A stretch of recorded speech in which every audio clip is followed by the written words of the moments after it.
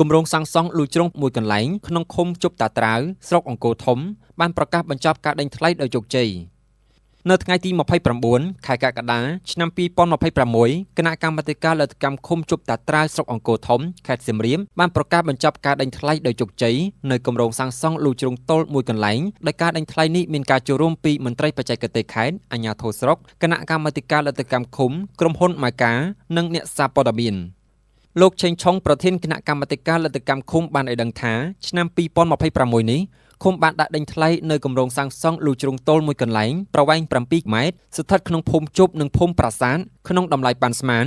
67លាន699900រៀលគម្រោងនេះមានក្រុមហ៊ុនចំនួន5បានដាក់សំណើជាលទ្ធផលបានទៅលើក្រុមហ៊ុនខ្មែរអានីសតក្នុងតម្លៃ45លានរៀល